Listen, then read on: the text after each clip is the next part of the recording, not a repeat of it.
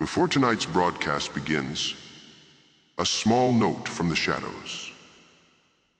Though artificial intelligence tools were used in this production for certain voices and visuals, every word, every edit, every sequence, and every creative choice was written, shaped, and assembled by a human being. A human with a deep love for horror, old legends, strange history, late-night radio, and the beautiful little nightmares that keep us checking the locks after midnight. This is a fictional fan-made horror broadcast, created out of respect for the genre and for those who enjoy a good scare told the old-fashioned way, with atmosphere, imagination, and the creeping feeling that something is standing just outside the door. So dim the lights, turn the volume up, and whatever you do, do not stop the music. Good evening, Night Owls. This is Mr.Afterdark, speaking to you from somewhere between the last street lamp and the first scream. Tonight, we return to New Orleans.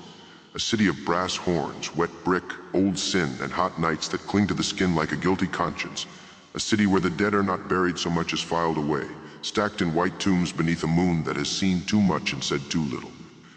In the French Quarter, every alley has a memory, every balcony has heard a secret, and every jazz note, if played at the wrong hour, sounds just a little bit like a warning. Years ago, they said a man with an axe walked those streets. Some called him a killer, some called him a demon. Some said he loved jazz so much that he spared the homes where the music played loud enough to please him. Then, like all good nightmares, he disappeared. But nightmares are patient things.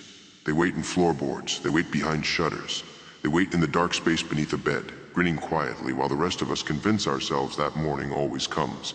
But in the summer of 1935, New Orleans began to whisper again. Doors were locked, radios were turned up, fathers stood awake with shotguns in their hands, and somewhere beyond the glow of Bourbon Street, beneath the slow cry of a trumpet, footsteps returned to the cobblestones. The Axeman had come back. And tonight, dear listener, he is requesting jazz. Yet again. So turn off your lights, lock your doors, and don't answer the window if a man hiding his face with a fedora wants to ask you a question. Enjoy the show.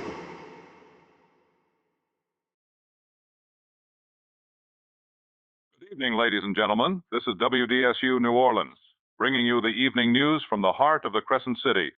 The time is 6 o'clock. The summer heat continues to sit heavy over Orleans Parish tonight, with temperatures holding in the upper 90s through most of the afternoon. Residents are advised to keep their windows open where possible, take water when needed, and avoid unnecessary strain during the late afternoon hours. Across the city, relief kitchens report another busy day as families continue to feel the weight of these hard times. Lines formed early this morning outside charity halls on Chartres Street, Traham, and the lower wards, where bread, beans, and coffee were served to those in need. City officials have again urged patience, stating that additional relief work is expected to be made available in the coming weeks as federal programs continue to take shape under President Roosevelt's administration. In local business news, several shopkeepers along Canal Street have reported modest improvement in afternoon trade, helped in part by visiting musicians, river traffic, and seasonal travelers moving through the French Quarter. Hotel owners remain hopeful that the coming weekend will bring larger crowds to the city's restaurants and jazz establishments. Tonight's entertainment notices include performances at several French Quarter clubs, including late sets from the Royal Crescent Jazz Band, Clara Beaumont and her Blue Room 4, and the Magnolia Kings, who will be playing past midnight for those seeking music, dancing, and a cool drink after sundown.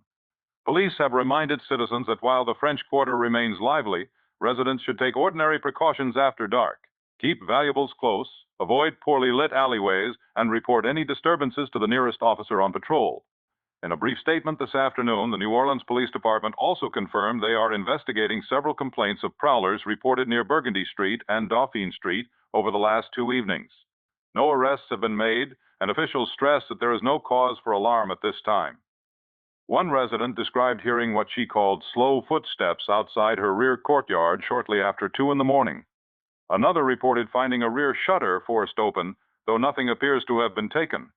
Police believe these incidents may be the work of vagrants or petty thieves seeking shelter from the heat.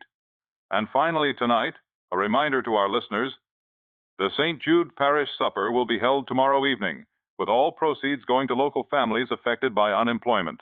Donations of canned goods, linens, and children's clothing are still being accepted. This has been your WDSU Evening News Bulletin.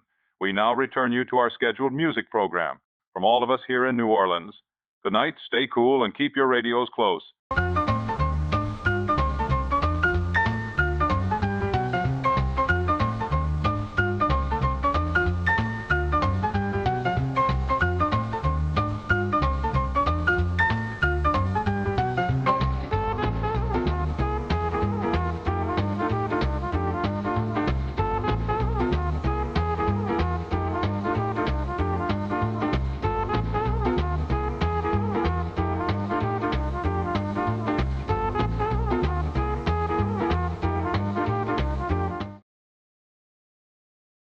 Good morning, ladies and gentlemen. This is WDSU New Orleans with a special morning bulletin. The time is 7:30. Police are investigating a violent incident reported early this morning inside a private residence near Burgundy Street, not far from the French Quarter. According to early statements from the New Orleans Police Department, officers were called to the home shortly after 4 o'clock this morning, after neighbors reported screams, broken glass, and what one resident described as a terrible knocking sound coming from the rear of the property. When officers arrived, they found signs of forced entry through a back shutter. One man is dead. A woman was taken to Charity Hospital in critical condition.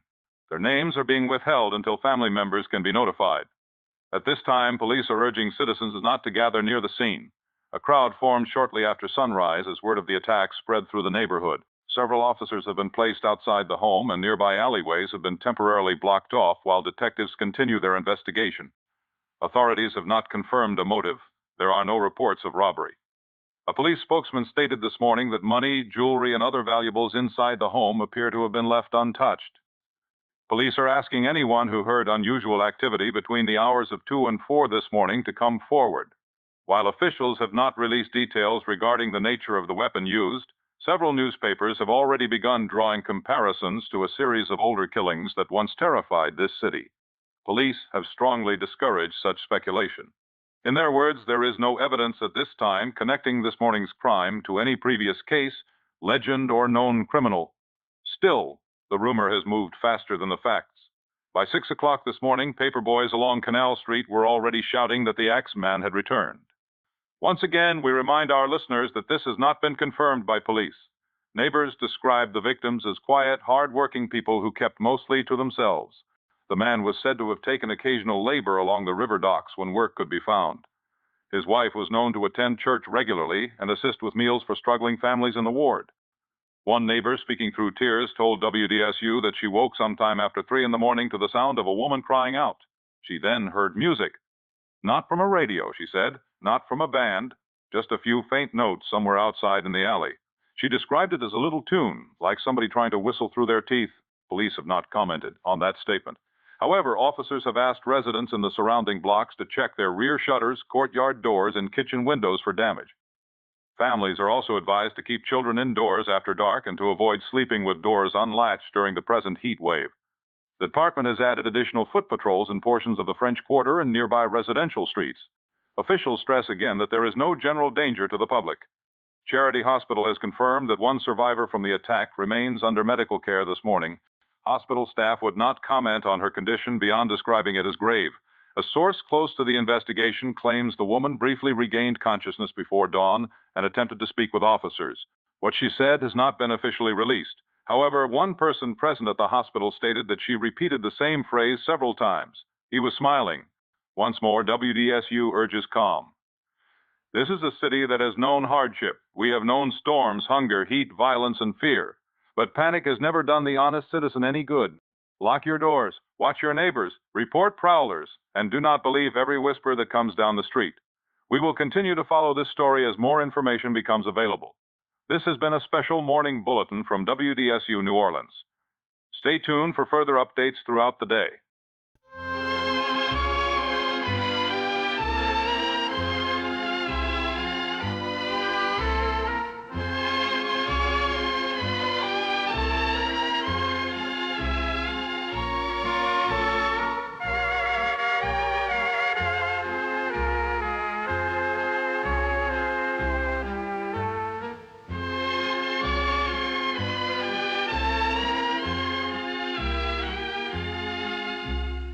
Every city has a story it tells its children when the sun goes down.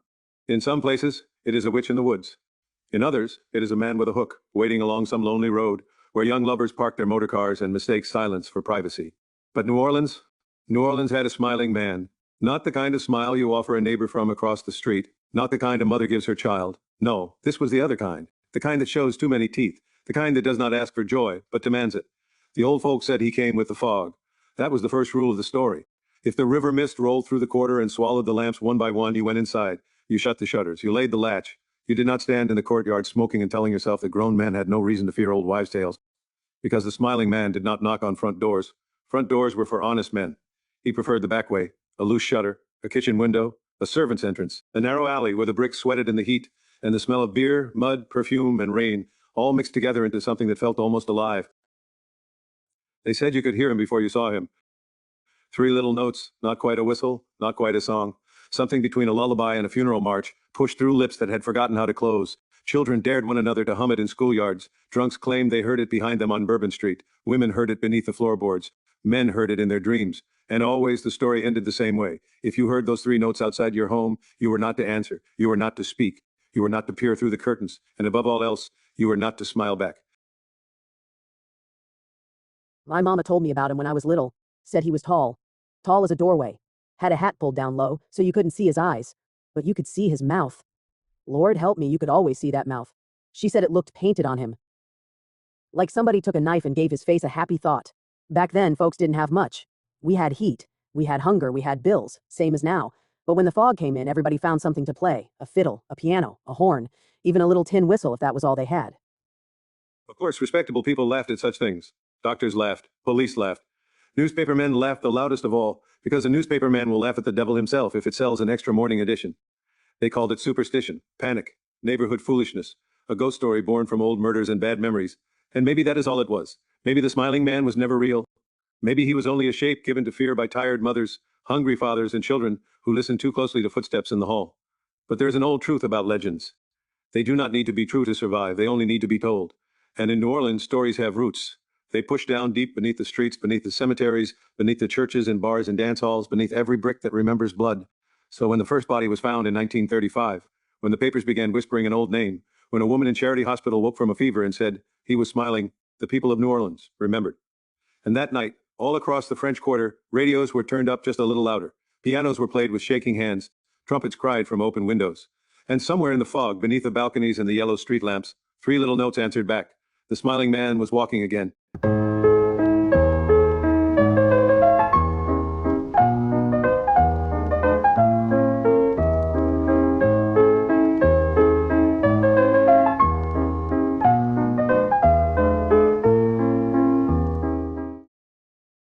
Property room record, homicide intake, Burgundy Street residence, case number 47 to 13B.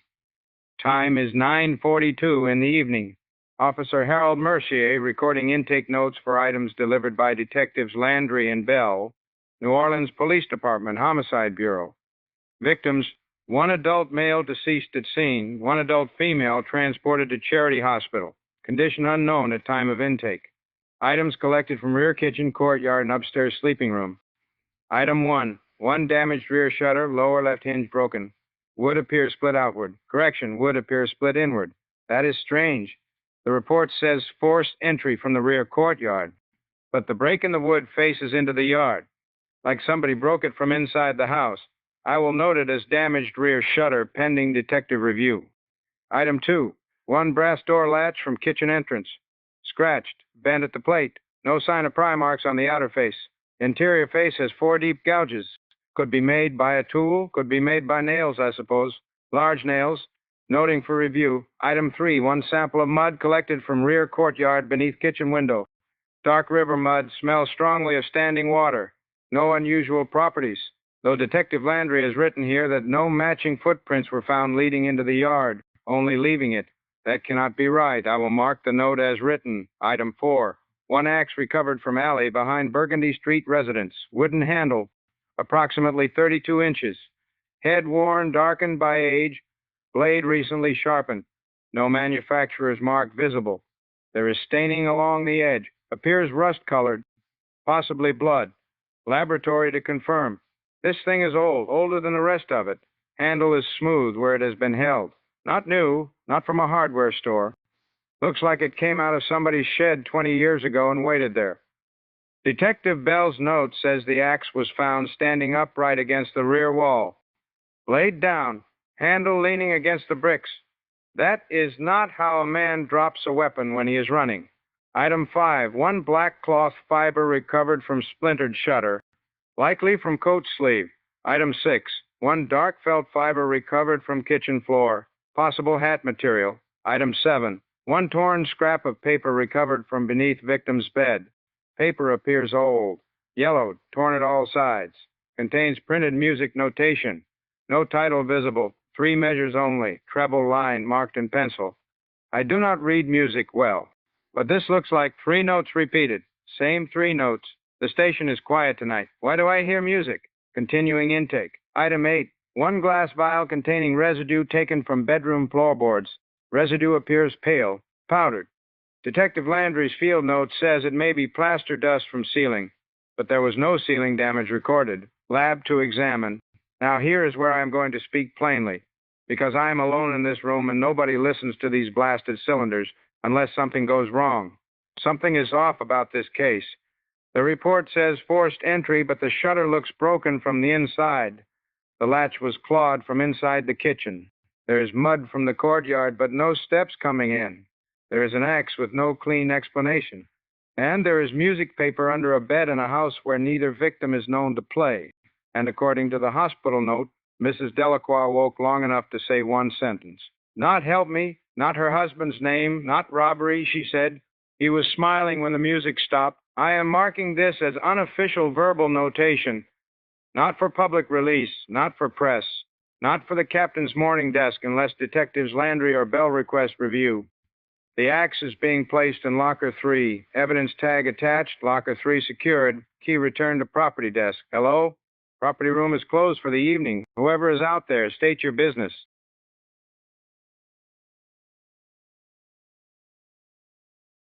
No, sir, that is not funny. I am armed and I am ordering you to show yourself. The axe is gone. Jesus, Mary and Joe.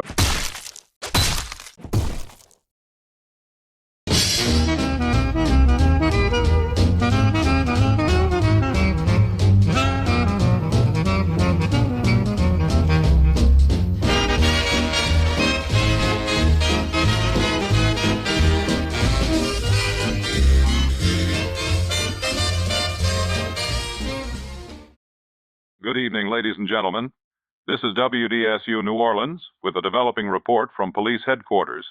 The time is 8:15. The New Orleans Police Department has confirmed that an unauthorized break-in occurred late last night inside the department's central property room, where evidence from ongoing criminal investigations is stored and cataloged. 1 officer is dead. His name has not yet been officially released pending notification of his family. However, WDSU has learned that the officer was assigned to evidence intake and had been working alone at the time of the incident. According to a brief statement issued by police this afternoon, the break-in was discovered shortly after dawn when a morning clerk arrived to open the property office and found the room in disorder. Several file boxes had been overturned. An interior door showed signs of damage. 1 evidence locker was found standing open. Police have declined to identify which investigation the stolen material was connected to. They would only confirm that a single item of evidence is missing from police custody. Officials have not stated whether they believe the break-in was connected to the Burgundy Street homicide, which remains under active investigation. But multiple sources inside the department say the missing evidence had been collected from the scene of that crime less than 24 hours earlier. When asked whether the missing item was a weapon, a police spokesman refused to comment. The death of the officer has raised serious concern among city officials. Police say there was no sign of forced entry from the outside of the building. No window was broken. No exterior door was damaged. There are no reports of shots fired. At this time, investigators believe the intruder may have entered through a rear service corridor or remained hidden inside the building after public hours. Authorities are reviewing visitor logs, duty rosters, and all persons known to have entered the property office yesterday evening. As rumors continue to spread across the French Quarter, Chief of Police Raymond Duval addressed reporters from the front steps of police headquarters late this afternoon. We take you now to a portion of that statement. Ladies and gentlemen of the press, I will keep this brief. Last night, this department lost one of its own. An officer died while carrying out his sworn duty to the people of New Orleans. His family has not yet been fully notified, and until that time, I ask every newspaper in this city to show decency and restraint. Now, regarding the incident itself, yes, there was an unlawful entry into the property room. Yes, an item of evidence was removed. No, I will not identify that item at this time. This is an active homicide investigation, and I will not compromise it by feeding rumor, panic, or street corner superstition. Let me speak plainly. There are people in this city tonight who are saying the Axeman has returned. There are people selling papers on that fear. There are people using the grief of a dead officer and a murdered family to stir up old nightmares. I am telling the citizens of New Orleans now, do not surrender your good sense to ghost stories. The man responsible for these crimes is flesh and blood. He leaves marks, he makes mistakes, and this department will find him. That said, citizens are advised to take ordinary precautions. Secure your homes, lock your rear doors, fasten your shutters, report prowlers, strangers in courtyards, or any suspicious activity near alley entrances or service doors. Do not confront anyone yourself. Send word to the nearest patrolman or telephone police headquarters. And for the love of God, do not fire blindly into the dark because you heard a noise behind your house. This city is tired. We all know that. The heat is bad, work is scarce, families are frightened. But fear is a disease of its own when decent people begin passing it from door to door. I will not have New Orleans ruled by fear, not by criminals, not by newspapers, and not by some old name dragged up from the grave to sell morning editions. We will do our work, you do yours, stay calm, stay watchful, and let the police handle this matter. No further questions. That was Chief of Police Raymond Duval speaking outside police headquarters this afternoon. Despite the chief's appeal for calm, fear has already begun to take hold in parts of the city. By sunset, several hardware stores reported increased sales of locks, window braces, and ammunition. Churches have announced additional evening prayer services. And in the French Quarter, many jazz clubs have chosen to remain open later than usual tonight, with some owners saying they do not intend to let fear empty their dance floors. Others have admitted they are keeping music playing for a different reason. One club owner on Royal Street told WDSU, quote, "I do not believe in ghosts. I do not believe in devils, but I believe in keeping the lights on," end quote. Police patrols have been increased near Burgundy Street, Dauphine Street, Royal Street, and the surrounding blocks. Residents are advised to secure rear doors, courtyard gates, kitchen windows, and shutters before dark. Anyone who sees an unknown person loitering near alleyways, service entrances, or private courtyards is asked to contact police immediately. Officials emphasize that citizens should not confront suspicious individuals themselves. The body of the deceased officer was removed from police headquarters shortly after 11 this morning. Witnesses outside the building reported seeing several detectives leaving the property room visibly shaken. One officer who declined to give his name told WDSU, "I have worked murders before. I have seen men killed bad, but that room did not feel like a crime scene. It felt like something had been waiting there. We will continue following this story as more information becomes available. For now, this remains an active police investigation. One officer is dead. One piece of evidence is missing. And a city already worn thin by heat, poverty, and old memories is being asked once again to keep calm after dark. This is WDSU New Orleans. Stay indoors if you can. Lock your doors. And keep your radio close."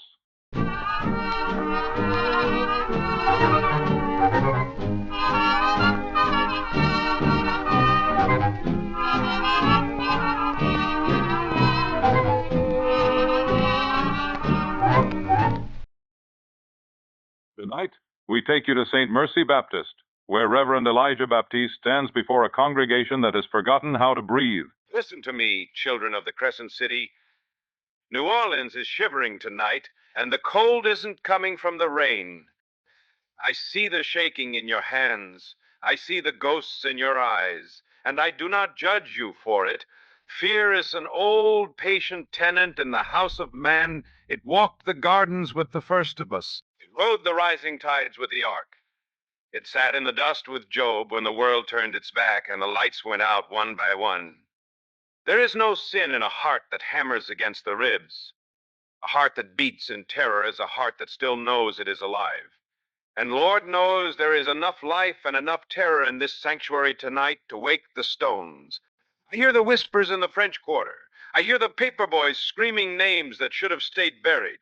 I see the headlines, black and jagged, telling us that the past has climbed back out of its white tomb.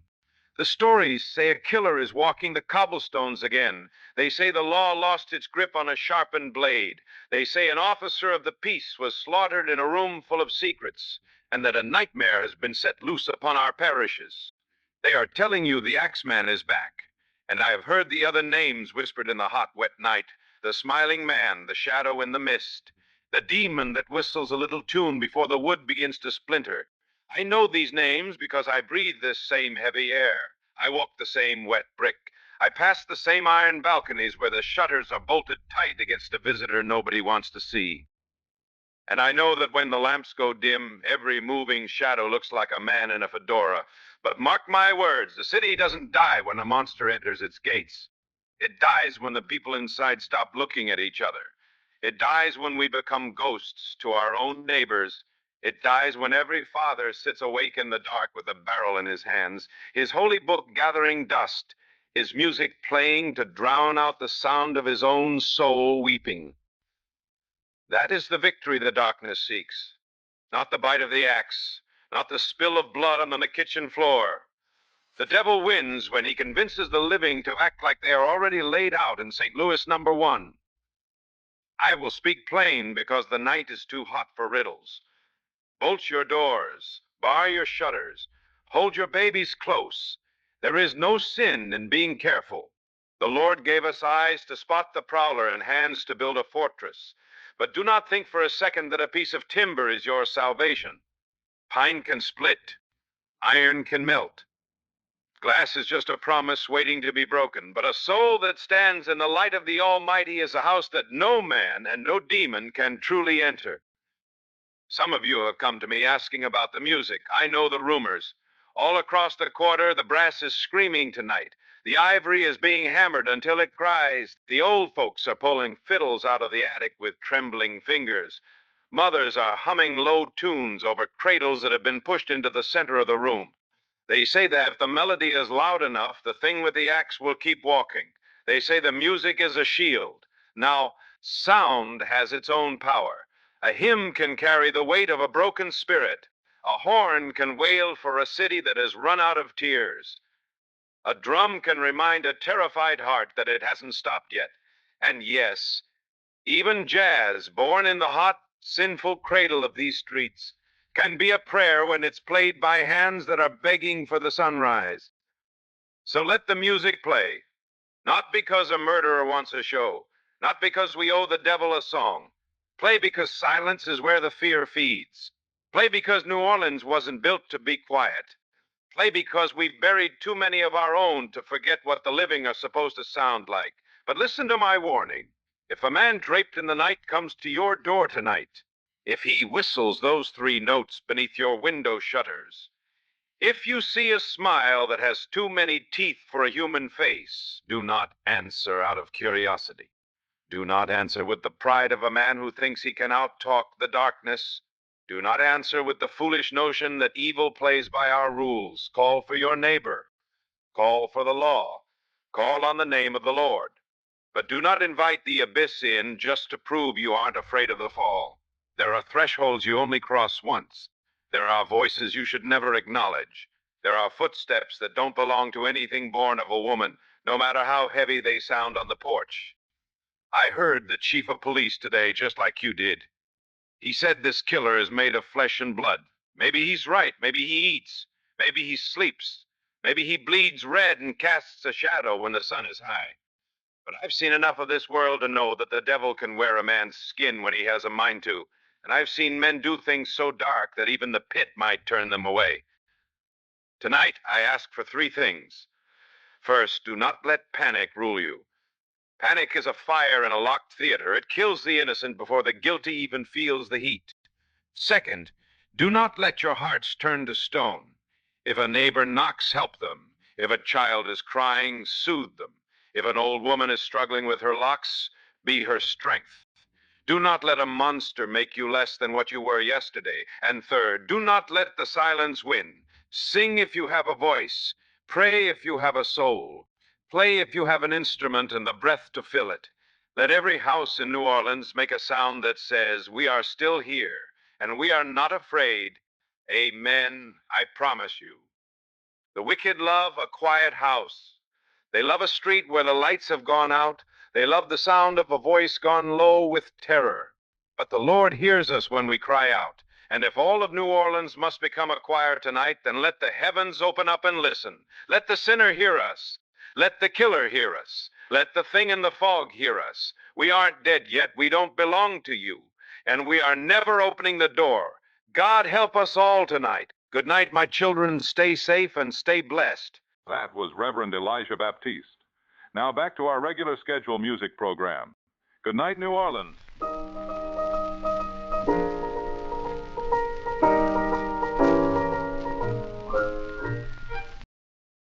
This is Detective Lucien Marceau, Homicide Bureau, New Orleans Police Department.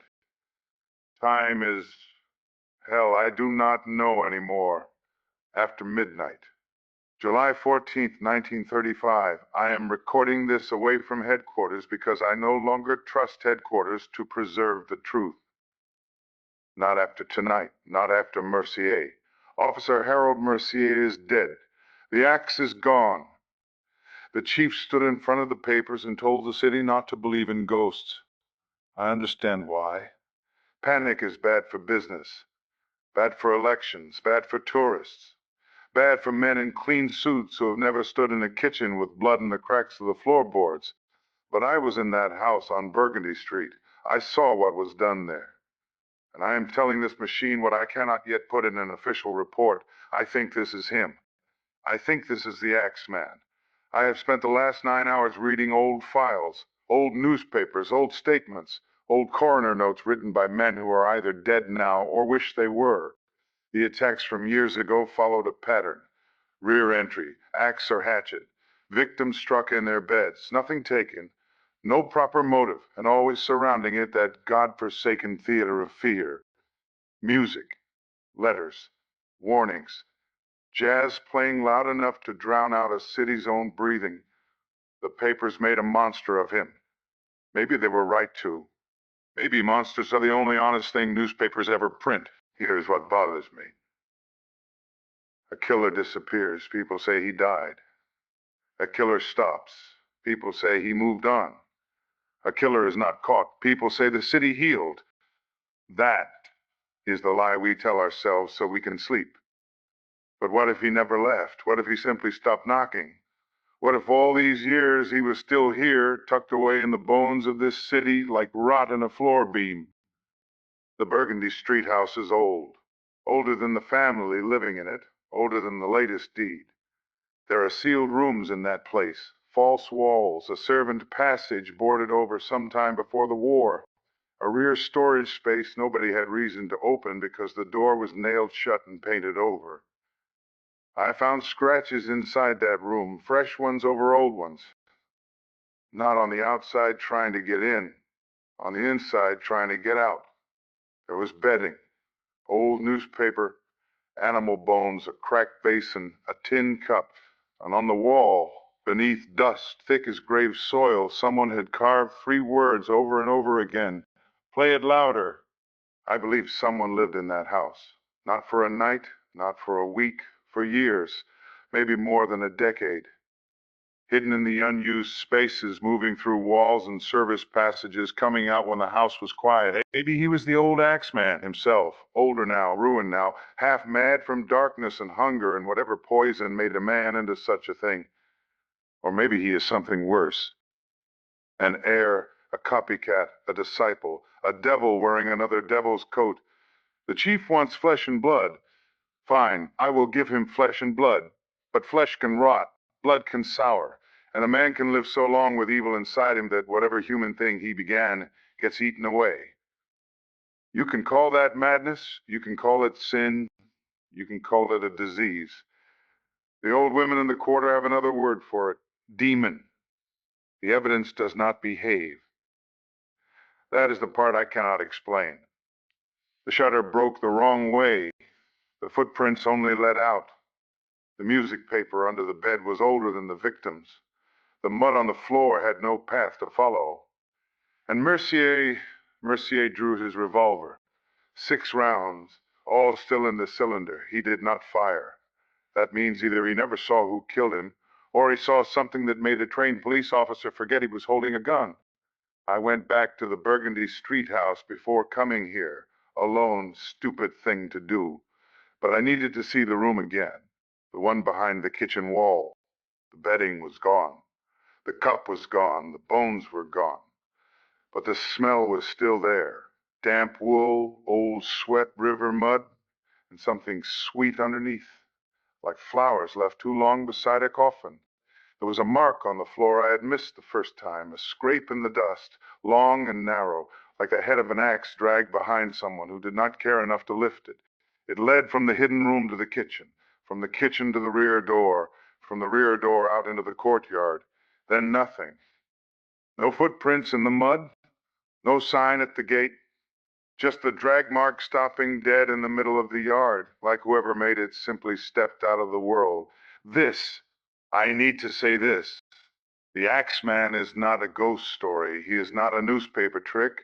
He is not a drunk's tale told beneath a gaslight. He is real. He is moving through this city. He knows the old houses. He knows the locked doors. He knows where the walls are thin. And I believe he is going back to the places that kept him hidden. I have made a list of properties connected to the old case.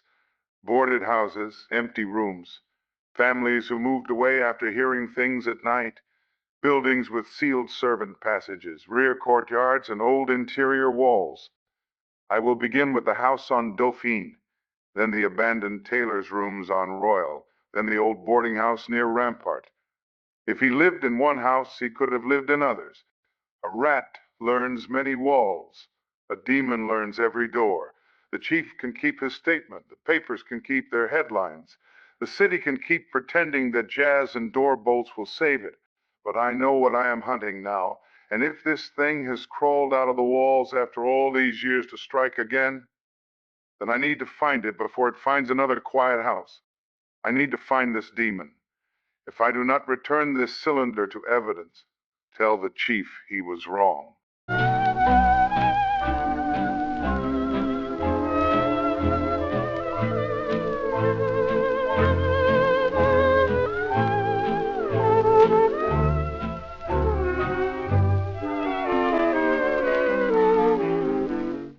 Ladies and gentlemen, we interrupt our scheduled music program for a breaking report from the French Quarter.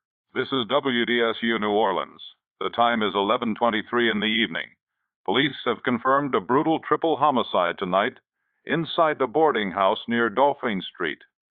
Authorities are describing the scene as extremely violent.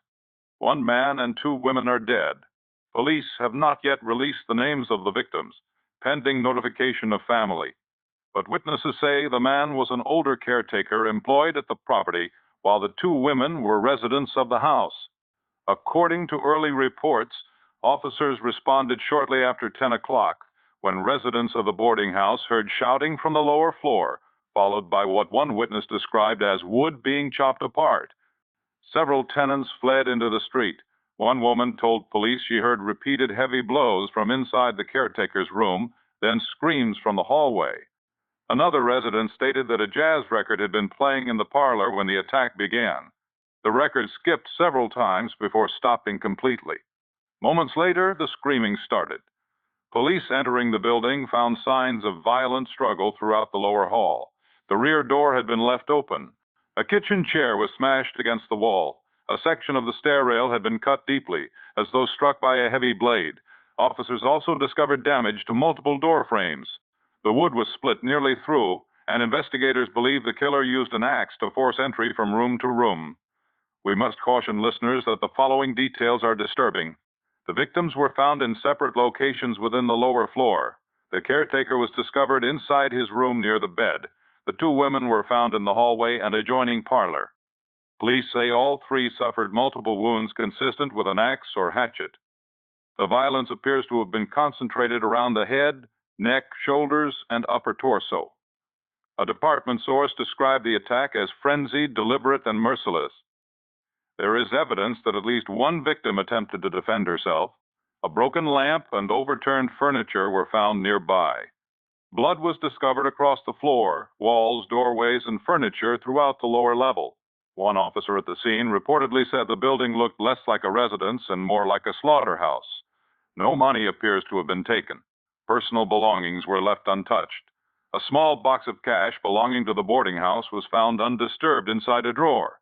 Police say this strongly suggests the motive was not theft. The weapon has not been recovered. However, investigators have confirmed that the wounds match an edged tool with a heavy striking head. When asked whether the weapon may be the same axe stolen from police evidence last night, officials declined to answer.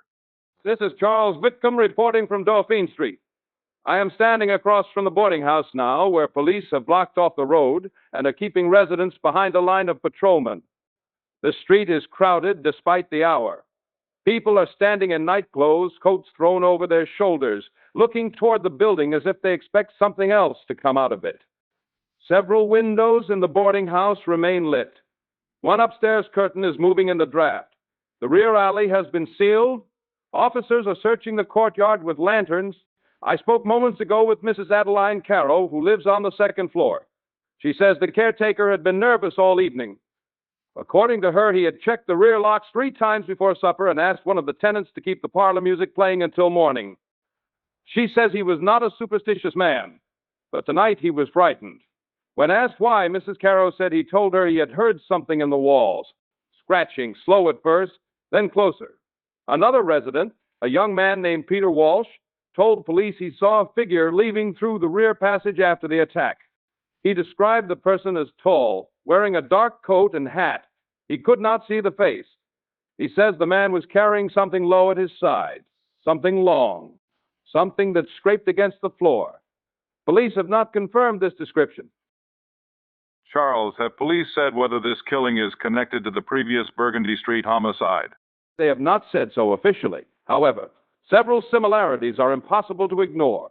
In both cases, the attacker entered or exited through the rear of the property. In both cases, the victim were attacked in private spaces. In both cases, nothing of value appears to have been taken. And in both cases, witnesses reported music shortly before the violence began. I should also add that a torn scrap of sheet music was reportedly found in the hallway tonight, though police immediately removed it from view. Has the chief of police arrived? Not yet. Detective Lucien Marceau was seen entering the property roughly 20 minutes ago. He appeared agitated and refused to speak with reporters. One officer attempted to stop him at the front entrance, but Detective Marceau pushed past him and went inside. We have since seen several detectives moving quickly between the house and the rear alley. The crowd is becoming restless now. Several people are asking whether the Axeman has returned. Police are ordering everyone to move back. One woman just fainted near the corner. There are men here carrying pistols openly beneath their coats. Others have come with axe handles, fireplace pokers, and kitchen knives.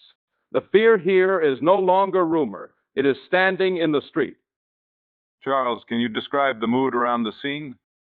It is difficult to put into words. The jazz clubs nearby are still playing, but the music feels different tonight. It is louder, faster, almost desperate. People are not dancing so much as listening. Every time the band pauses, the crowd outside looks toward the dark windows of the boarding house. No one wants the quiet. There is movement at the doorway now. Police are bringing someone out. It appears to be one of the tenants, a man perhaps in his 20s. He is covered in blood, though I cannot say if it is his. He is being helped by 2 officers. He appears conscious. He is speaking. Hold on. He is saying something repeatedly. I can hear him now. He is saying, he came from the wall. He came from the wall. Officers are placing him into a motor car now. The crowd is pushing forward. Police are drawing batons. We may need to move back. One more thing. Before they carried him away, the young man looked directly at the house and shouted something else. He said, the room was empty, then the music stopped. We will return to Charles Whitcomb as soon as more information develops. To our listeners, WDSU urges calm. Police remain on the scene. The public is advised to stay indoors, lock all doors and windows, and avoid the area surrounding Dolphin Street. If you hear suspicious activity near your home, do not investigate alone. Contact the police immediately. Once again, a violent triple homicide has been confirmed in the French Quarter. 1 man and 2 women are dead. Police believe an axe was used. The weapon has not been recovered. And at this hour, the city of New Orleans waits for answers that seem to grow darker by the minute. This is WDSU New Orleans. Keep your radio close.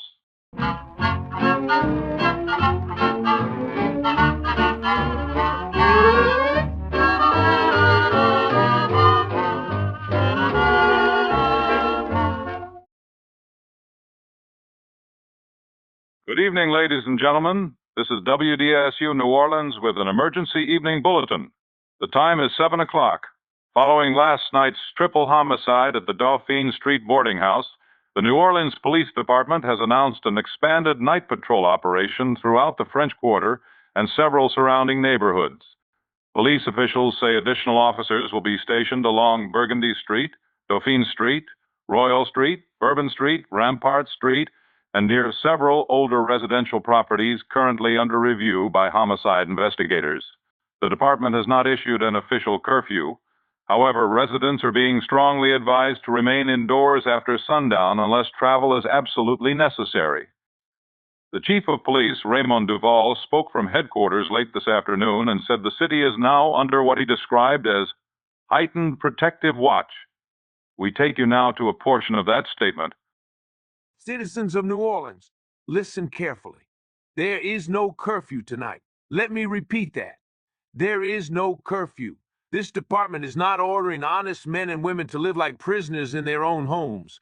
But we are asking every resident of the French Quarter and nearby wards to exercise caution.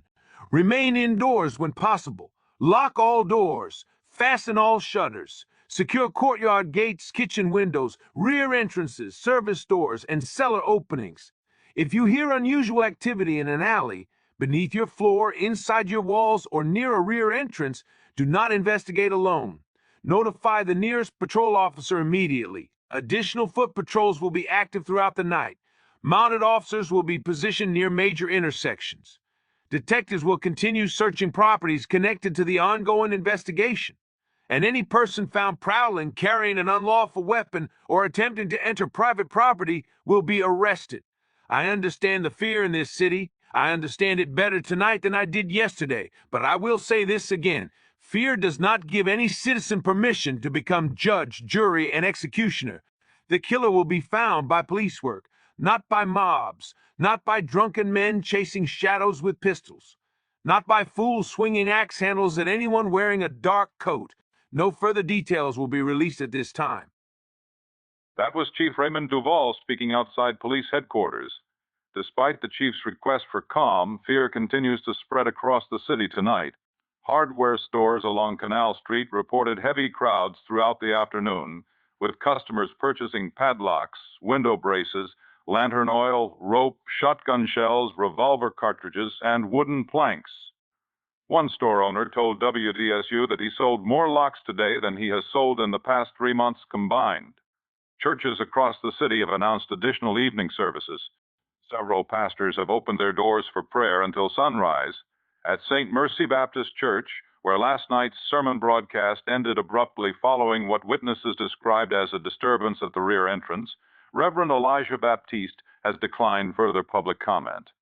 Church members say no one was harmed. However, several families reportedly remained inside the sanctuary until morning, singing hymns in shifts while the rain continued outside. In the French Quarter, the most unusual response has come from the city's music halls. Jazz clubs, dance rooms, hotel parlors, and even private homes have announced plans to keep music playing through the night. Some club owners say they are doing so to comfort the public. Others are less willing to explain their reasoning. This is Charles Whitcomb reporting from Royal Street. I am standing outside the Blue Lantern Jazz Hall, where the band has been playing without pause for nearly 2 hours. The club is full tonight, but the mood inside is not what one would usually expect. People are not laughing much. They are not dancing much. They are sitting close together, watching the windows, and clapping quickly whenever a song ends, as if afraid of even a moment of quiet. The owner has told his musicians to keep going until sunrise. When asked why, he said, "Because silence is bad for business." He then added, "and worse for living." Across the street, several residents have placed radios in their open windows, all turned to music programs. One woman told me she does not know whether the old stories are true, but she has no intention of letting her house go quiet tonight. Another man, a dock worker, said he has moved his wife and children into the front room where he can watch both the street door and the hallway. He has a chair beneath the rear latch. He has a lantern on the floor, and he has a shotgun across his knees. Police are present on nearly every corner. The officers appear tense. Several are carrying lanterns and inspecting alleyways, courtyard gates, and cellar doors. Just moments ago, 2 patrolmen stopped a man in a long coat near a service passage behind a restaurant. The man turned out to be a delivery worker carrying bread. The crowd gathered quickly. For several seconds, it looked as though things might turn ugly. Police forced the crowd back and escorted the man away safely. This is the danger tonight. The city is not only afraid of the killer, it is afraid of itself. Reports of false sightings have increased since sundown. Police have already responded to alarms near Chartres Street, Conti Street, and St. Anne Street. In one incident, a homeowner fired 2 shots into a courtyard after hearing what he believed to be movement near a shuttered window. No injuries were reported. In another case, a group of men armed with clubs stopped a passerby near Bourbon Street after claiming he was whistling the Axeman's tune. Police later determined the man was intoxicated and had no connection to the investigation. The New Orleans Police Department is warning citizens against vigilantism. Anyone forming armed patrols without police authority may be subject to arrest. Residents are reminded that panic, firearms, darkness, and rumor make a dangerous combination. Meanwhile, homicide detectives continue to examine the Dauphine Street boarding house. Police sources say investigators are paying particular attention to the rear portion of the building, including storage rooms, crawl spaces, and a sealed service passage believed to have been built decades ago. Officials have not confirmed reports that scratches were found inside the walls. They have also not commented on claims that a scrap of sheet music was recovered from the lower hallway. Detective Lucien Marceau was seen leaving the property shortly after dawn. Witnesses say his coat was torn, his face was pale, and he refused to speak to reporters. At Charity Hospital, the young survivor removed from the boarding house remains under medical observation. Doctors describe his condition as physically stable but mentally distressed. Police have not released his full statement. However, several witnesses outside the scene last night heard him repeat the words, "It came from the wall." Authorities have urged the public not to treat that statement as fact until investigators complete their work. Still, the phrase has already taken hold in the streets. By late afternoon, children were reportedly repeating it near Jackson Square before being pulled indoors by their parents. Several boarding houses have moved tenants out of rear rooms. One landlord on Dumaine Street nailed shut a storage closet after a resident refused to sleep beside it. Another family on Burgundy Street tore open a section of plaster after hearing rats behind the wall. They found nothing, but they have moved in with relatives until the investigation is over. Tonight, New Orleans is not quiet. That may be the strangest thing of all. From the riverfront to the quarter, music can be heard spilling from windows, clubs, boarding houses, churches, hotels, and private parlors. Horns, pianos, fiddles, hymns, radios, anything to keep the silence away. Police say music has no known connection to the killings.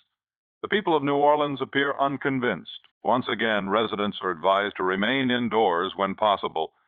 Lock your doors, fasten your shutters, do not confront suspicious persons. Do not fire weapons without clear cause.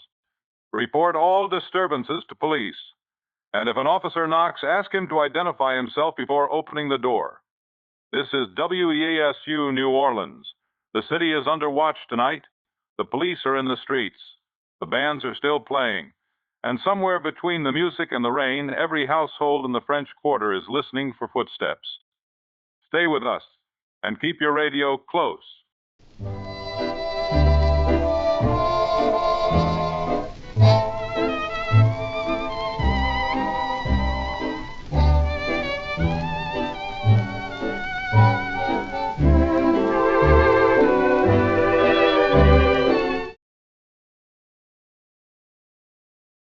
Before he was a legend, he was a question.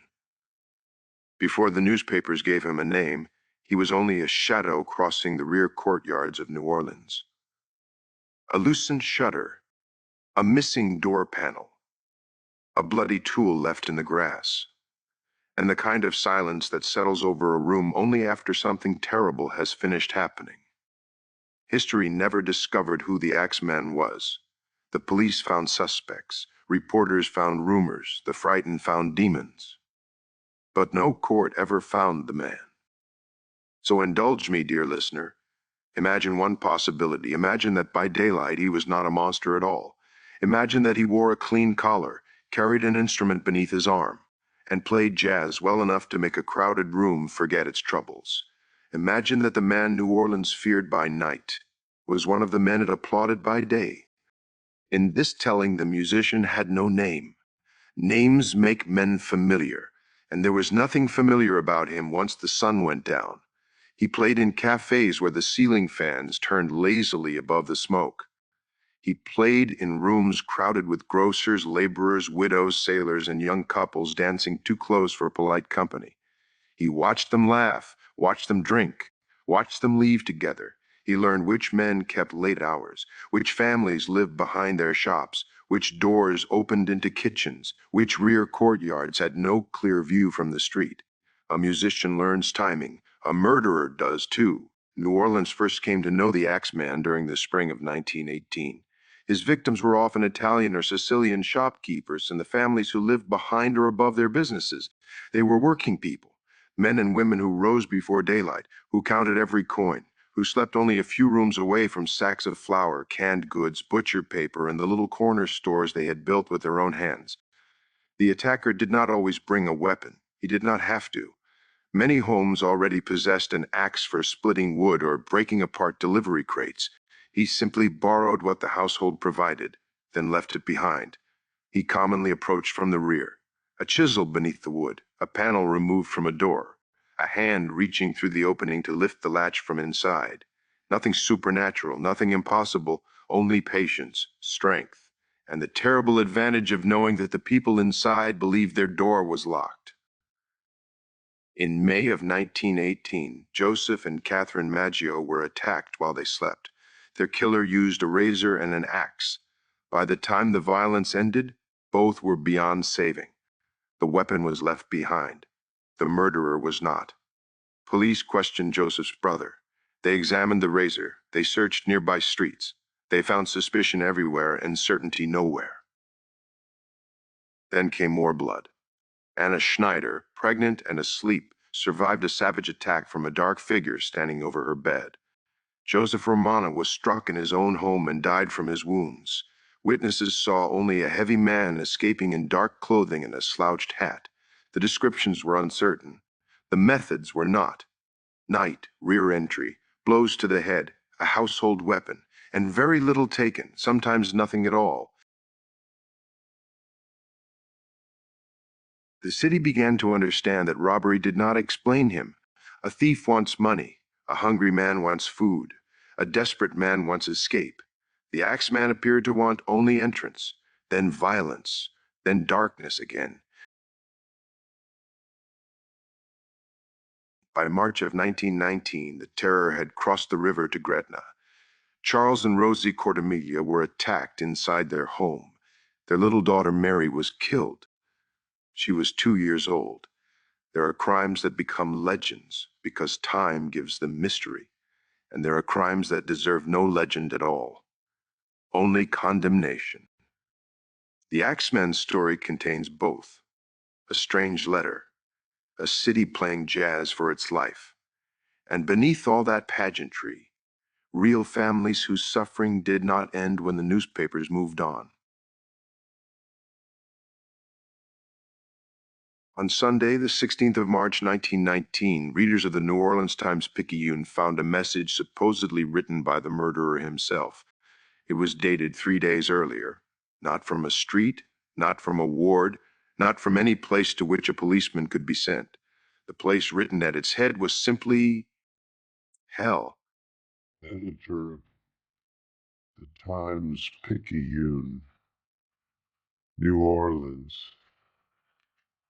Esteemed mortal, you have not caught me. You will not catch me. Your police search for a man because their minds are too small to understand what walks among them. They call me murderer. They call me madman. They call me the Axeman. I call myself a spirit, a demon, a companion to death. When it pleases me, I will claim another life. I alone shall choose the victim. Your police may search the streets. They may question the innocent. They may boast before reporters. Their efforts amuse me. They have always avoided me, and perhaps that is the wisest thing they have ever done. At 12:15 o'clock, earthly time, on Tuesday night, I shall pass over New Orleans. But I offer the city a proposition. I am very fond of jazz music. Any home in which a jazz band is playing will be spared. Any gathering where the music remains in full swing shall be allowed to continue. But those who sit without music, those who leave their houses silent, may receive my visit. And some who refuse to jazz that night will get the axe. I remain what I have always been, the spirit your city cannot catch, the nightmare your police cannot name, the Axeman. Whether the murderer wrote the letter remains doubtful. The writer sounded educated, theatrical, fond of classical references and infernal boasting. Some historians have argued that the note may have been a hoax written by someone who understood publicity better than murder. Perhaps a newspaper man, perhaps a prankster, perhaps even a musician who knew exactly how much work one threatening letter could bring to the city's bands. The truth was never proved. But New Orleans did not have the luxury of certainty, not after the attacks, not after the child. So on the appointed night, the city obeyed.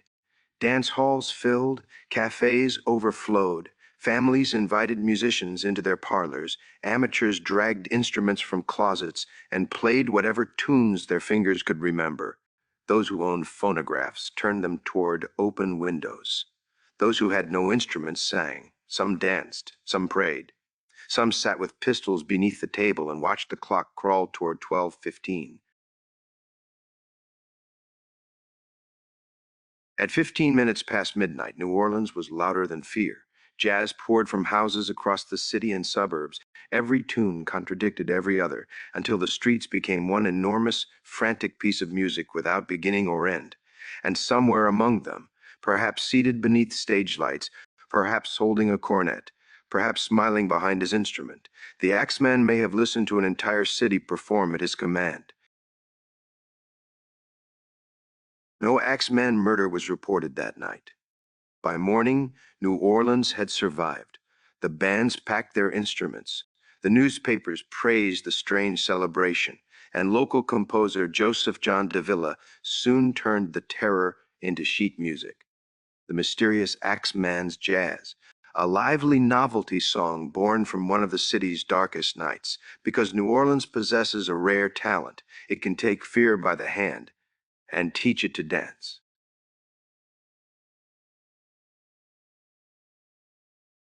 The attacks did not end with a jazz night.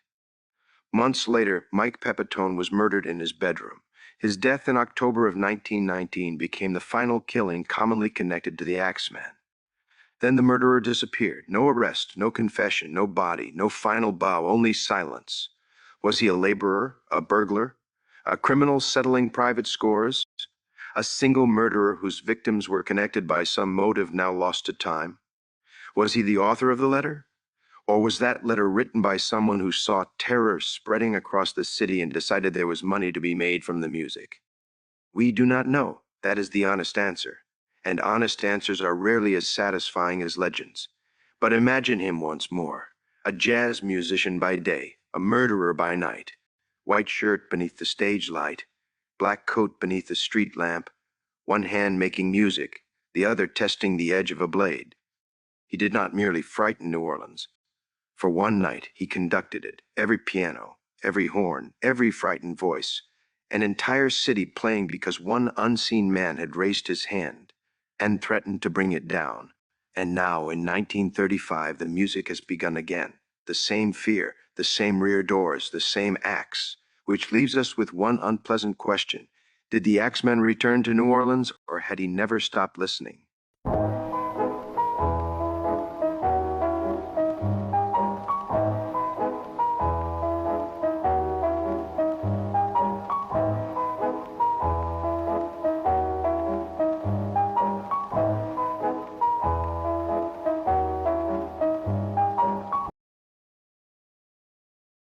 Ladies and gentlemen, this is WDSU New Orleans with an emergency late-night bulletin. The time is 12:40 in the morning. Police are responding to widespread disorder throughout the French Quarter following a night of false alarms, armed confrontations, mob violence, and another confirmed homicide believed to have been committed with an axe. Residents are being ordered to leave the streets immediately. This is no longer a request. Anyone found gathering in armed groups, obstructing officers, or attempting to enter private property may be arrested. Since sundown, police have received more than 40 reports of suspicious persons, prowlers, screams, damaged shutters, and music stopping unexpectedly. The majority have proven false. Several have not. At least 6 people have been injured in incidents caused by frightened citizens. 2 men have suffered gunshot wounds. One innocent passerby was nearly beaten to death after being mistaken for the Axeman. And shortly before midnight, police discovered another murder inside a small grocery residence near Phillip Street. A letter was found beside the body. His final words read, "He is back." We begin with the disorder in the streets. At approximately 8:15 tonight, a dock laborer returning home from work was surrounded near Chartres Street by a group of men carrying clubs, revolvers, and lengths of pipe. Witnesses say the laborer was wearing a dark overcoat and broad-brimmed hat. Members of the group accused him of following a woman through the fog. The woman later told police she had never seen the man before and had not been followed. By the time patrol officers arrived, the laborer had been knocked to the pavement and struck repeatedly. Police fired one warning shot into the air before the crowd dispersed. The victim was transported to Charity Hospital with a fractured arm, several broken teeth, and serious injuries to the head. He is not believed to have any connection to the murders. In a separate incident near Conti Street, a homeowner fired 3 shots through a kitchen wall after hearing scratching behind the plaster. One round passed into the neighboring residence and struck a sleeping man on the shoulder. Police later opened the wall. They found a rat's nest, nothing more. At 11 o'clock, officers arrested 7 men near Bourbon Street after they formed what they called a citizen protection party. The group carried 2 shotguns, 4 revolvers, several knives, a meat cleaver, and 1 sharpened axe handle. They had been stopping strangers and ordering them to remove their hats and coats. Police say at least 3 innocent men were assaulted before the group was dispersed. Chief Raymond Duval has issued a direct warning. Anyone taking part in unauthorized patrols will be treated as a threat to public safety. This is Charles Whitcomb reporting from the corner of Royal and Street. Philip, the situation here remains tense. Police have established a line across the street, but crowds continue to gather behind it. Many residents are carrying lanterns. Some are holding weapons openly. Officers are ordering them back into their homes, but few appear willing to leave. The fear here has changed. Last night, people were afraid to come outside. Tonight, they are afraid to remain inside. A short time ago, a rumor spread that the Axeman had been seen on a rooftop. Dozens of people rushed into the street. Several men fired upward. Police later found a chimney sweep hiding behind a parapet. He had climbed onto the roof after being chased by the crowd below. He was not injured, but one of the bullets fired from the street entered an upstairs bedroom across the block. A young woman suffered a grazing wound to the neck. Doctors believe she will survive. Officers are now confiscating weapons from anyone refusing to return indoors. There have been several fights. A window has just been broken behind me. The crowd is shouting at police. Some are accusing the department of hiding information. Others are demanding that Detective Lucien Marceau be placed in charge of the investigation. The chief's earlier insistence that the killer is an ordinary man appears to have done little to calm anyone. Charles, what can you tell us about the homicide on Street? The victim has not yet been officially identified. However, neighbors describe him as a grocer in his late 50s who lived behind his shop. His wife is believed to have been visiting relatives outside the city. Police entered the building shortly after 11:30, after a patrolman noticed the rear door standing open. The interior of the shop showed no signs of robbery. The cash drawer was untouched. Food remained on the shelves. The front door was still locked from inside. The body was found in the rear living quarters. Police say the victim suffered repeated blows from an axe. There was damage to the bed, the floorboards, and the wall beside him. Investigators believe the first strike may have occurred while the victim was asleep. However, overturned furniture and blood found in the hallway suggest he survived long enough to attempt escape. A trail led from the bedroom toward the kitchen. It ended several feet from the rear door. A blood-covered axe was found standing upright in a chopping block in the rear courtyard.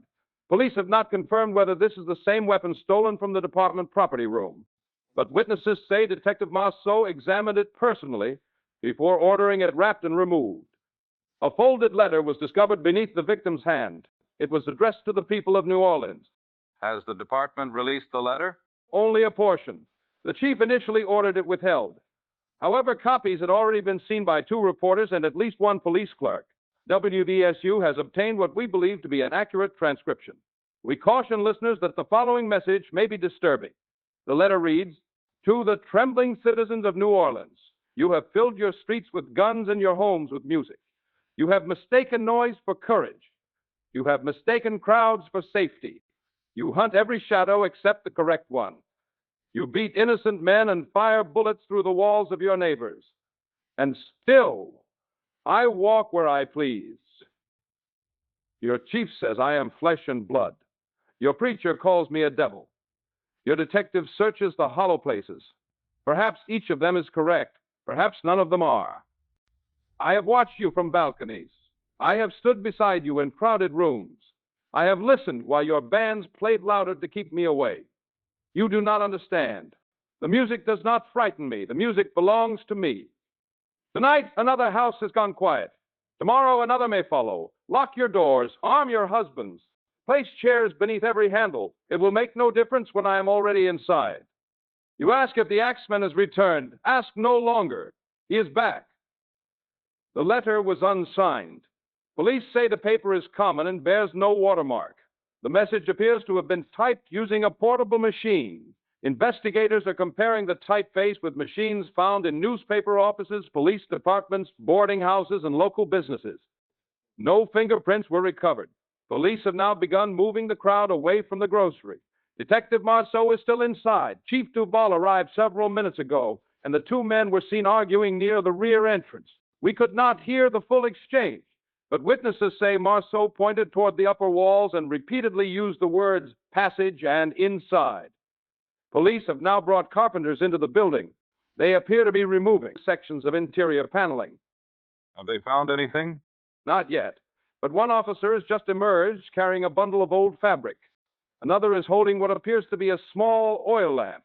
Both items are covered in dust. There may be a concealed space inside the building. The police are pushing us farther back. Something has just happened. A portion of the interior wall has been opened.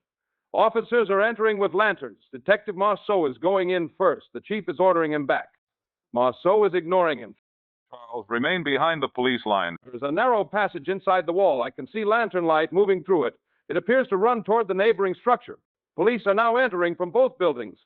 The crowd is becoming agitated again. Someone is shouting that the killer is still inside. Shots fired. Shots have been fired somewhere behind the building. Police are forcing everyone back. I cannot see who fired. There are officers running into the alley. The crowd is breaking apart. We are moving now. We have lost contact with our reporter on street, Phillip Street. Police have not confirmed the source of the gunfire. Listeners are once again instructed to remain indoors. Do not travel towards street, Phillip Street. Do not gather near police lines. Do not carry weapons into public thoroughfares. Do not confront any person based solely upon clothing, appearance, or rumor. Tonight, an innocent man lies in Charity Hospital after being mistaken for a murderer. A neighbor has been shot through a wall. Citizens have fired upon rooftops. Armed groups are roaming the streets, and another victim has been killed by an axe. The killer's letter says the music belongs to him. The city appears determined to answer with more noise, more guns, and more fear. But New Orleans must now face a terrible possibility. The Axeman may no longer be the only danger walking the French Quarter. This is WDSU New Orleans. Remain indoors, keep away from windows. And should someone knock at your door tonight, do not open it merely because they claim to be afraid.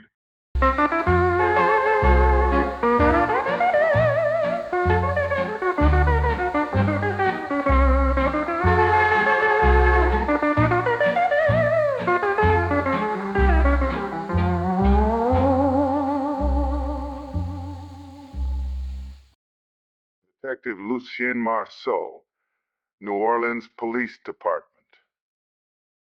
Homicide Bureau. Supplemental report concerning the Dauphine Street boarding house murders and the St. Philip Street grocery homicide. Date, July 16th, 1935. Time, 1:40 in the morning. This recording is not yet intended for the official case file. Not until I decide which parts of it I can prove and which parts will get me removed from the investigation. I have now personally examined both locations. 3 dead at Dauphine Street, 1 dead at Street. Philip. 4 victims in less than 48 hours, all killed with a heavy-edged instrument consistent with an axe. No robbery, no evidence of personal dispute, no apparent connection between the victims beyond the age and construction of the buildings in which they lived. That last point is the one that matters. The boarding house on Dauphine was constructed in sections. The front rooms date back nearly 70 years. The rear rooms were added later.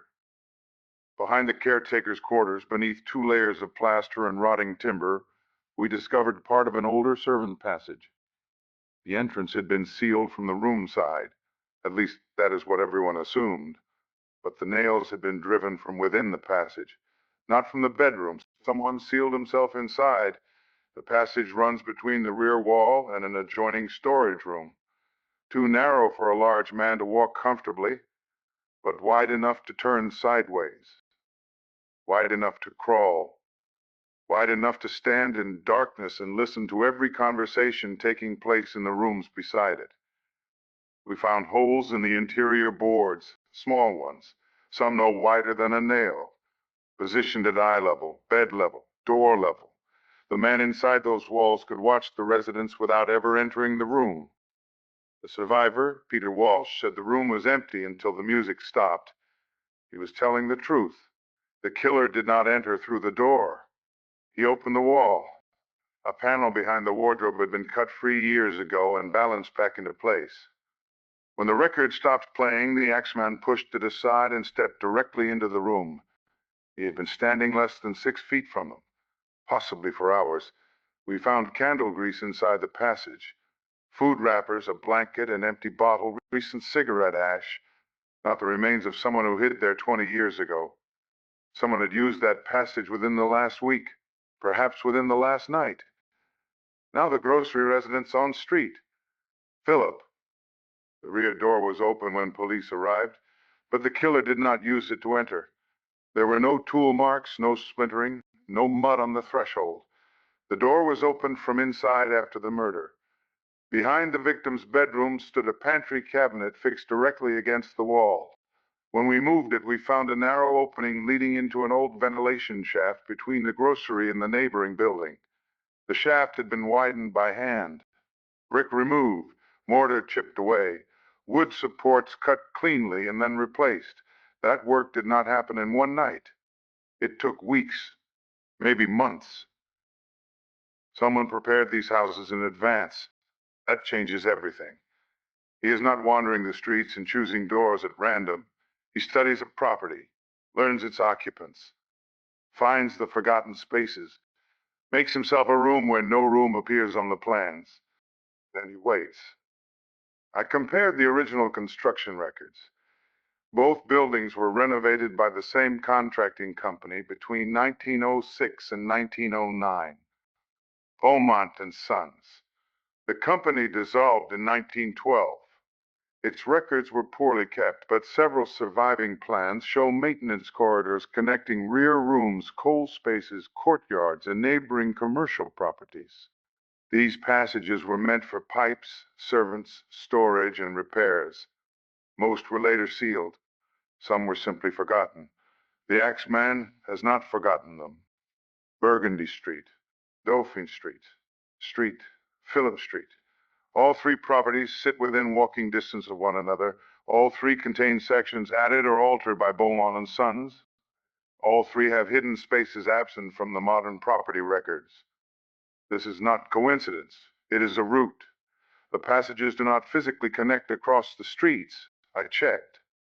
but they connect in another sense. The same builders, the same style of interior construction, the same hollow walls, the same access panels. Once a man learns the method of one house, he knows how to enter every house built like it. Peter Walsh remembered one more detail this evening. He said the killer struck the wall while leaving the boarding house, not the door, the wall. Walsh heard a grunt, then saw a hand touch the panel. There was blood on the wood at shoulder height. We assumed it belonged to a victim. It does not. The blood type differs from all three dead. The Axeman may already be wounded. That means he bleeds. The chief wanted flesh and blood. There it is. But knowing that a demon bleeds does not make it less of a demon. It only means it can be hurt. I returned to street, Philip, after the crowd was cleared. Inside the hidden shaft, we found several carved marks. Dates, initials, short lines counting days. Some appear recent, others are beneath layers of soot and may be 20 years old. One date is repeated more than any other, March 19th, 1919. The night the city played jazz because the Axeman commanded it. Beneath that date, someone carved, "I heard them all." If the same man carved those words in 1919 and returned to that passage in 1935, then he has been living among us for at least 16 years. Older now, slower perhaps, but experienced, patient, and familiar with every frightened habit this city developed the first time he came. If it is not the same man, then someone has inherited his memories, his tools, his roots, his hatred. I do not know which possibility is worse. I have marked every surviving Beaumont property in the quarter. 17 remain standing. 5 are occupied residences, 4 are businesses, 3 are boarding houses, 2 are abandoned. The others have been divided or rebuilt so many times that no reliable plan exists. One property concerns me more than the rest. An abandoned house near Rampart Street, formerly a boarding house, built in 1881, renovated by Beaumont and Sons in 1908, closed after a fire in 1921. Police records show repeated complaints of trespassing, music after midnight, and lights appearing in rooms without electricity. The original Axeman investigation mentioned the same house. A witness in 1919 claimed she followed a man in a dark coat toward Rampart and watched him disappear behind the building. Police searched the street. They never searched inside. The report was dismissed because the house appeared vacant. Vacant houses are useful. They do not complain when something lives in them. Tomorrow night I am going to Rampart. I will bring 2 officers I trust. No uniforms, no marked automobile, no announcement to the chief. If the Axeman is watching the department, I want him to believe we are still searching street. If I find nothing, I will have wasted a night. If I find evidence, I will bring it back. If I find him, I will not make Mercia's mistake. 6 rounds, all loaded. This time someone is going to fire. One final observation, the new letter says. It will make no difference when I am already inside. Everyone assumes he meant inside the house. I do not think he did. I think he meant inside the city, inside the department, inside the newspapers, inside the music, inside every frightened mind staring at every dark coat and every closed door. He does not need to kill all of New Orleans. He only needs New Orleans to begin killing itself. Marceau ending supplemental report. Rampart Street is next, and this time, I intend to be waiting inside before he arrives.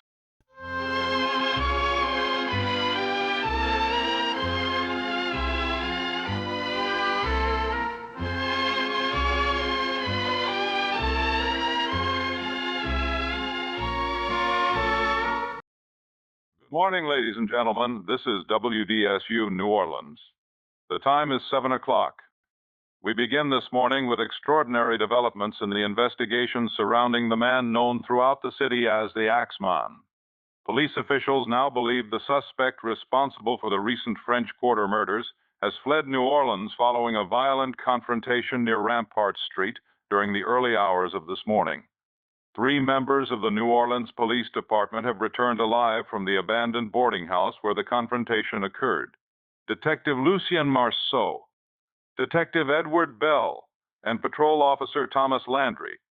All 3 suffered injuries. No other officers assigned to the interior search have yet been accounted for. The suspected killer was not captured. No body has been recovered. However, police say a blood trail discovered inside the abandoned property continued through a concealed passage beneath the building and emerged near an old service lane north of the quarter. The trail then continued toward the railroad yards before disappearing shortly beyond the city limits. Authorities believe the wounded suspect escaped New Orleans before dawn. Police patrols have been dispatched to roads, rail depots, river landings, freight yards, and surrounding parishes. The public is warned not to approach any injured man wearing a dark coat or carrying an axe. Details of the confrontation remain incomplete. According to the department's preliminary account, Detective Marceau entered the Rampart Street property shortly before 2 o'clock this morning, accompanied by Detective Bell and several officers. The building had been abandoned for more than a decade. Investigators believed it contained hidden rooms and service passages similar to those discovered at the previous murder scenes. Once inside, officers reportedly found evidence that someone had been living there recently. A bed had been made in a sealed room. Fresh food was found beside old newspaper clippings. Candles were still burning, and music could be heard playing somewhere inside the building, despite the property having no electrical service. Detective Bell told investigators that the music appeared to move through the house. At first, it came from an upstairs room, then from behind a wall on the lower floor. Finally, officers heard it beneath them. The sound has been described as a slow saxophone recording, badly worn and repeatedly skipping over the same 3 notes. Police followed the music to a concealed stairway behind the building's former dining room. The stair descended beneath the property into a narrow maintenance tunnel. There, officers found clothing, food, handwritten notes, newspaper articles concerning the murders, and maps of the French Quarter. Several properties connected to the attacks had been marked. Other locations had been circled but not yet visited by police. Investigators now believe these may have been intended future targets. At approximately 2:20 in the morning, the officers encountered a man standing at the far end of the tunnel. Detective Marceau identified him as the same figure described by survivors of the earlier attacks. Tall, heavy coat, dark hat, face concealed behind a stained cloth mask. The man was carrying an axe. Detective Bell states that Marceau ordered the suspect to surrender. The suspect did not respond. Instead, he began playing 3 notes on a saxophone. Detective Bell described the sound as weak, breathless, and almost amused. When Officer Landry moved forward, the suspect dropped the instrument, seized the axe, and charged. A violent struggle followed. Police fired several shots inside the tunnel. Officer Landry was struck across the shoulder with the axe handle and knocked unconscious. Detective Bell sustained a deep cut to his left arm. Detective Marceau fired at least twice at close range. He reports seeing 1 bullet strike the suspect in the upper body. The second may have struck the shoulder or neck. The Axeman fell against the tunnel wall. Marceau then engaged him directly.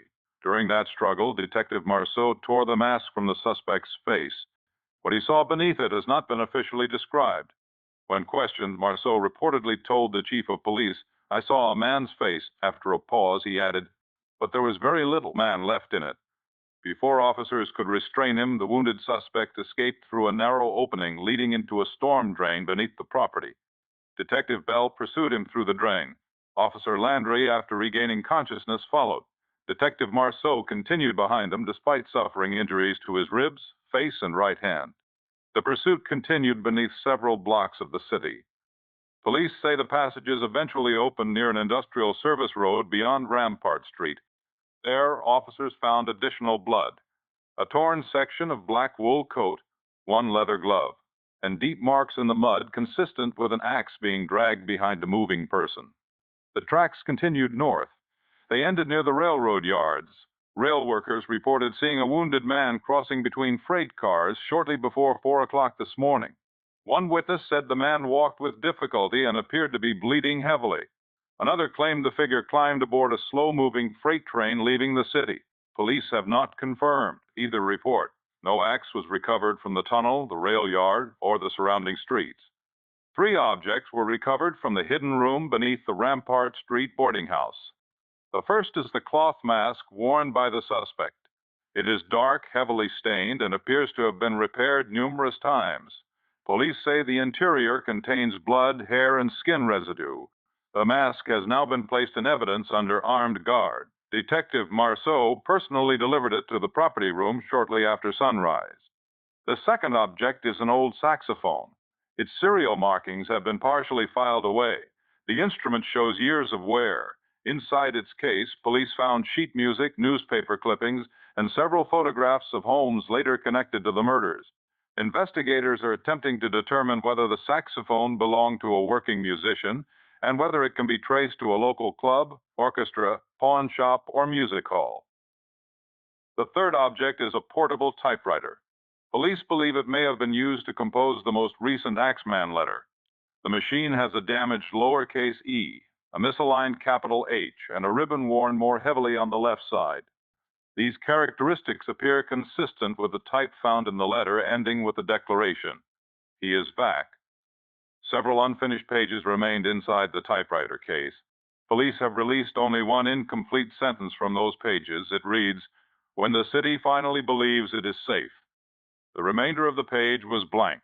Chief Raymond Duval addressed reporters from police headquarters shortly before 6 o'clock this morning.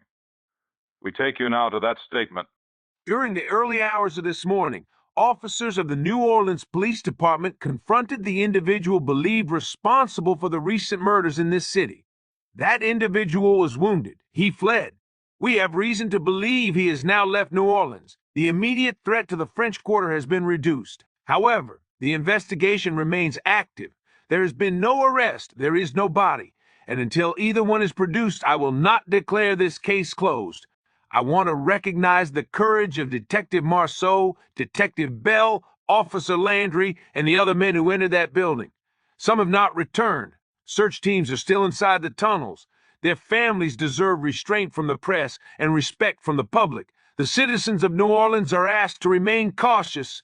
Keep your homes secured. Report suspicious activity. Do not form mobs. Do not pursue strangers. Do not mistake rumor for evidence. And do not assume that because morning has come, every danger has passed. We drove a wounded murderer from New Orleans. Whether we drove out the man from those old stories is a question I cannot answer. No further questions. That was Chief Raymond Duval speaking outside police headquarters this morning.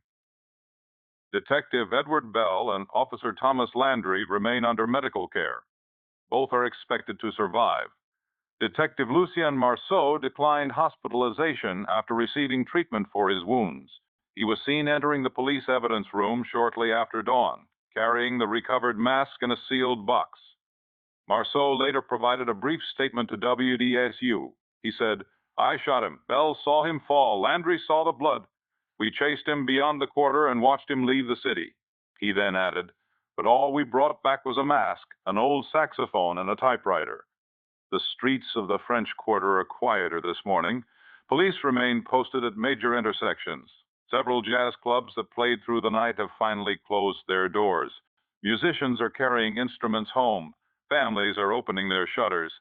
Shopkeepers are sweeping broken glass from the sidewalks. For the first time in days, music is no longer playing from every window.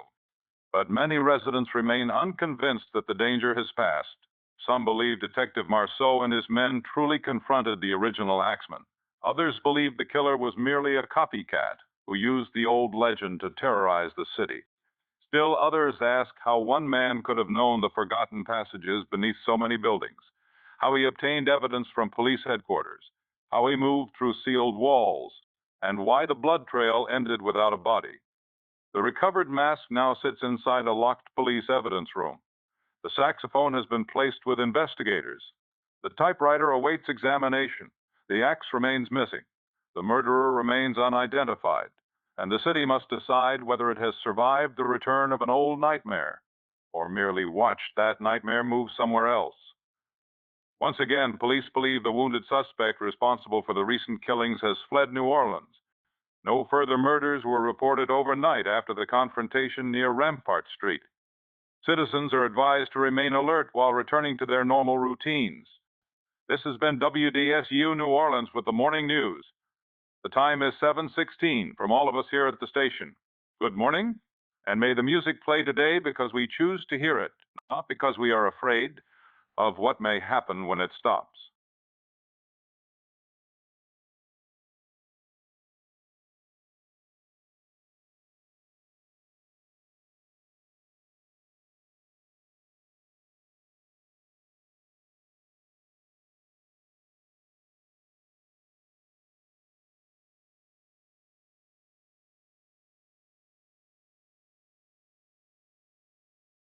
By morning, New Orleans had begun the delicate work of pretending everything was normal. The shutters opened. The streetcars resumed their routes. Shopkeepers swept broken glass from their doorways, and musicians carried tired instruments home beneath the sky turning pale over the Mississippi. After several sleepless nights, the music finally stopped. Not all at once. One piano fell silent, then a trumpet. Then the weary saxophone in some upstairs room released its final note and allowed the city to breathe again. And nothing came through the door. No axe struck the wood, no footsteps crossed the courtyard, no smiling face appeared beyond the glass. For the first time in days, silence returned to New Orleans, and the silence appeared to be empty. Appeared, such a wonderfully dangerous word. The police told the newspapers that the Axeman had fled. Detective Marceau had shot him.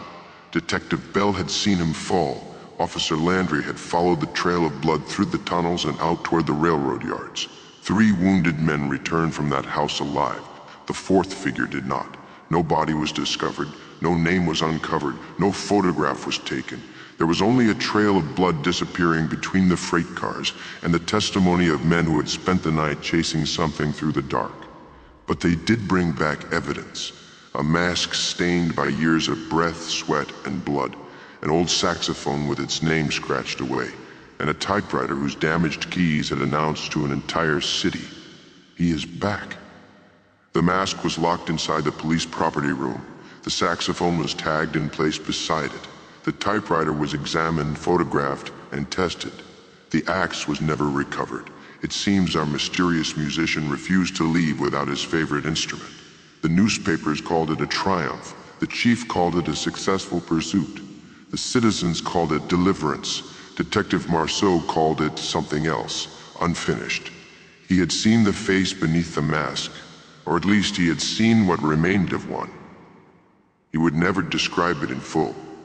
He only said that it belonged to a man, and then admitted that there was very little man left in it. Perhaps that was merely the exhaustion speaking. A mind battered by blood, darkness, and too many hours spent listening to walls. Or perhaps Detective Marceau finally learned what the people of New Orleans had understood long before the police. A demon does not require horns.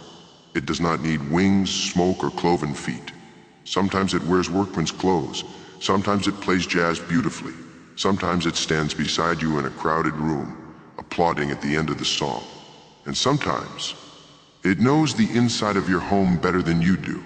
Did they truly drive the Axeman from New Orleans? Maybe. A wounded stranger was seen near the railroad yards before dawn. Perhaps he climbed aboard a freight train and carried his bloody legend into another town. Perhaps he died alone beside the tracks, his bones sinking into mud where no policeman ever thought to look. Perhaps the river claimed him. The Mississippi has swallowed better men for lesser crimes. But there is another possibility, the one respectable people dislike discussing over breakfast.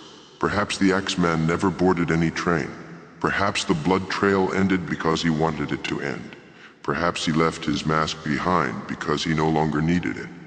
After all, a mask is useful only while someone is looking for the face beneath it. Once the city believes the monster has departed, a perfectly ordinary face will do. The old Axeman vanished in 1919. No arrest, no confession, no final victim announcing the end of his work. He simply stopped.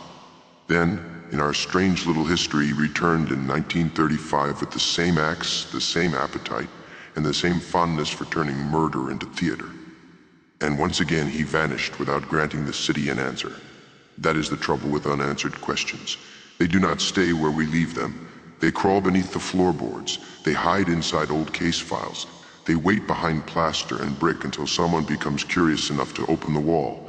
Years pass, witnesses die, buildings are torn down, memories soften into stories, and stories sharpen into legends.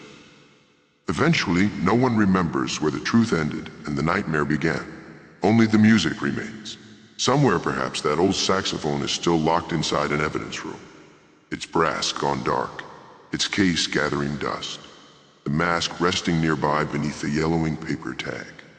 Two objects waiting patiently for someone to ask the wrong question. Was the musician the murderer? Was the writer of the letters truly the man with the axe? Was the figure Marceau wounded the original Axeman? Or merely another troubled soul who discovered that wearing an old legend could make an entire city obey? We may never know. And perhaps that is why the Axeman survives. Not in the tunnels, not in the abandoned houses. In every unexplained noise behind a wall, in every rear door found open in the morning, in every melody heard from an empty room, and in that small, stubborn fear that appears when the record ends, but the needle keeps turning. So tonight, when the house grows quiet, listen carefully, not for an axe. By then it would already be too late. Listen for something softer, a shoe against wet stone, a breath behind the plaster. 3 notes played by someone standing just beyond the reach of the light. And should you hear them, do not bother asking whether the Axeman has returned. Ask instead whether he ever truly left. I am Mr.Afterdark. Thank you for joining me in the fog-choked streets of 1935 New Orleans. Until our next broadcast, keep the lamps burning, keep your doors secured, and please remember, there is nothing wrong with enjoying a little silence. Just make certain you are the only one listening to it. Good night.